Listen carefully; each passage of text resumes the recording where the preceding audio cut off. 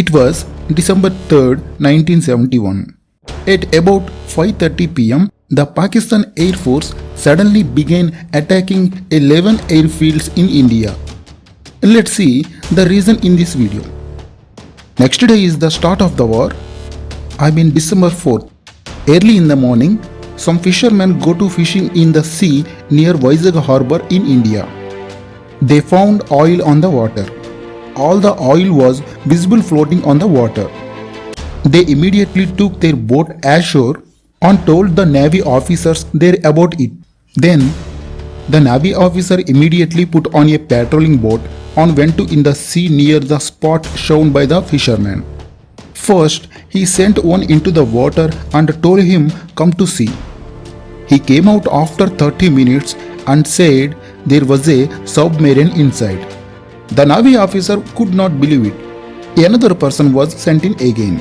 He also came out 30 minutes later and said there was a 300-foot submarine inside. The Navy officer understood that Pakistan has a total of 4 submarines, but only one of them is a submarine 300 feet long. It can only come from as far away as Karachi to Visakhapatnam. The name of the submarine is PNS Ghazi. Before we get into mystery of how the Ghazi submarine sank near Visakhapatnam, here is another thing to know. Once upon a time, all the people in India were Hindus. Muslims in the Middle East come to India to do business. Thus the small Muslim population began to grow in India. Then a Muslim of the Middle East, the kings started invading India. As a result, the Muslim population in India has increased even more. Thus the Hindu and Muslim population in India was formed. That is why the Hindu population in India is high and the Muslim population is low. At that time, Hindus and Muslims were well integrated. But that changed when the British came. When the British were in India, the common enemy of Hindus and Muslims was the British. So, the Indians formed some groups to face the British. The Indian National Congress was one of the such groups. The leaders were Hindus and Muslims. By the 1930s, the leaders of this group were mostly Hindus and less Muslims. Because India has a large Hindu population, they are the ones who have more Hindu leaders to represent them. Since the Muslim population is low, it is only fair that there should be less Muslim leaders to represent them. But some people with a thirst for power use this point. Our Muslim leaders are few in the group, provoking people that Hindus are pushing to us not to bring our leaders. Then the Muslims would think that it was true and quarrel with the Hindus. Thus began the conflict between Hindus and Muslims. This time it became a new group formed to represent Muslims. That is the All India Muslim League. The leaders of this group are demanding that Muslims be given a separate country. Some of the leaders in that group were genuinely those who wanted to do justice to Muslims. But there are some who are thirsty for power. If they do not listen to what they said, they will provoke the people and cause riots between Hindus and Muslims. It was not even up to the British to control the conflict. Nothing to do anymore. The British wanted to divide the country on the basis of religion. Pakistan wanted to make the Muslim majority area and India wanted to make the area of more Hindus.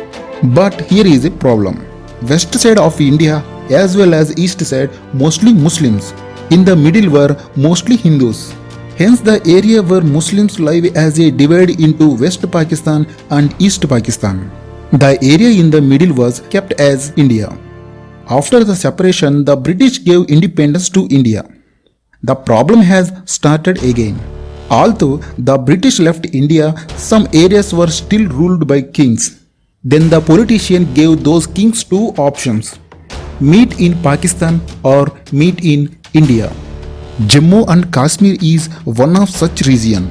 Jammu and Kashmir is ruled by a king named Hari Singh. He is a Hindu, but the most population is Muslim in Jammu and Kashmir. Hari Singh, a Hindu king, did not want to meet Jammu and Kashmir in Pakistan. But Pakistan is waiting for Kashmir to be annexed. Pakistan sends military to occupy illegal as harassing refugees. Then Hari Singh could not do anything and asked India for help. Then the Prime Minister of India Jawaharlal Nehru said this to Hari Singh: "We cannot help for free," adding that we will help only if Jammu and Kashmir joins India. Sardar Vallabhbhai Patel gave this idea to actually Nehru. Hari Singh agreed to the conditions set by Jawaharlal Nehru and signed an agreement to annex Kashmir to India. Then officially Jammu and Kashmir India owns.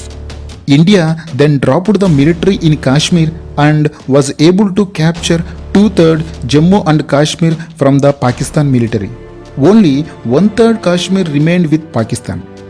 That 1/3 Kashmir has the capacity India to take over Kashmir as well. But at that time, UNO was hampered by it. Since then, there have been clashes between India and Pakistan over Kashmir. Pakistan seeks to occupy Kashmir anyway.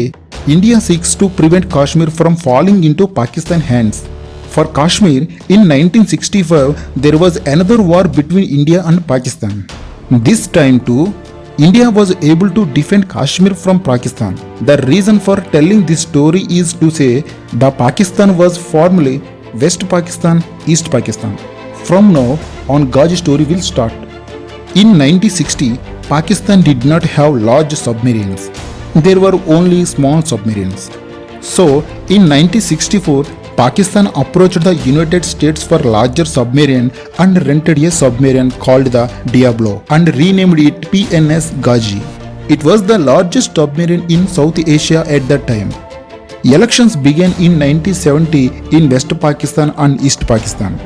The Awami League owned 167 of the 313 seats in parliament. This is a party from East Pakistan. Its leader is Rahman. So the majority came to him. Now he has to form the government. But the leaders in West Pakistan did not agree. We do not agree with that those in East Pakistan are ruling us. We will form a government with our West Pakistan party. Did not agree and the riot started. People in East Pakistan take to the streets to protest against the West Pakistani government. The slogans was that we would govern our area ourselves. Then the leaders in West Pakistan immediately dispatched the military in East Pakistan. The protesters began to be suppressed. The military did not justly suppress the rebels. Everyone who came into the streets was shot and killed. Everyone who chanted slogans is being killed. The protester is being shot despite the slightest doubt. They find out who is behind this protest and go to their homes and shoot and kill them. The rebels are no less. They are also holding guns and killing every soldiers and government officers. Common people are killed in clashes between protesters and military. So the common people started migrating to India to escape these conflicts. If they come, India will also cooperate. India has set up shelters for refugees in West Bengal, Bihar, Assam, Meghalaya and Tripura. But there was a problem. Most of the people, about 10 million people, came to India from Pakistan. Already the India economy is in trouble. By the time they arrived, the burden on the Indian economy had increased significantly. Then India Prime Minister was Indira Gandhi seeks help from foreign countries to set up food shelters for immigrants. But no country came forward to help. Then Indira Gandhi made a decision. She thought it would be financially less costly to wage war on Pakistan than to bear these immigrants. Indira Gandhi announced full support for India's independence from West Pakistan to East Pakistan. The announcement made it clear to everyone that war between India and Pakistan was imminent. Two countries are getting ready to war. The only option for Pakistan to control the Indian Navy, the east side, is PNS Ghazi submarine. That is why Pakistan Navy sent the Ghazi submarine into the Arabian Sea. Pakistan has given two objects to this submarine. One is the frigate of the INS Vikrant aircraft carrier. The second was the demolition of Visakhapatnam harbour with bombs. The Indian Navy did nothing more than destroy the INS Vikrant aircraft carrier. Then East Pakistan would be lost without Indian Navy support. If the Visakhapatnam harbour is demolished, then the Indian Navy will lose more. So, PNS Ghazi entered the Arabian Sea with his objectives. PNS Ghazi then approached Sri Lanka shortly after. The Indian Navy came to know about this. At that time, INS Vikrant was near Visakhapatnam. The aircraft carrier was immediately secretly sent to the Andaman Nicobar Islands 1200 kilometers away. INS Vikrant was not seen by PNS Ghazi near Visakhapatnam port on December 3, 1971. PNS Ghazi were so deep that even our Indians could not find in Visakhapatnam. So, the first object set to PNS Ghazi has failed. At least wanted to implement the second objective. There are two versions of the story from here. Story told by first India. The bombs were dropped from the submarine at 1 pm. Meanwhile, the INS Rajput warship departs from Visakhapatnam harbour. The Navy officer on the warship had a doubt. We wonder what it would be like for our enemy to wait in front of us. So, the bombs were put into the water to see if there was anything inside the ground. Then came the loud noise, but the Navy officers left thinking the bombs thrown by Rajput warship would go away normally. Looking at the next morning, there was a submarine exploding. Oil leaks from the exploded Ghazi submarine floating on the sea. The fishermen who went fishing came and told the Navy officers. This news spread throughout the world. INS Rajput warship blasted Ghazi submarine. Now listen to the two stories in this story. This is also the story the Pakistan is telling. There are two versions of the story they tell.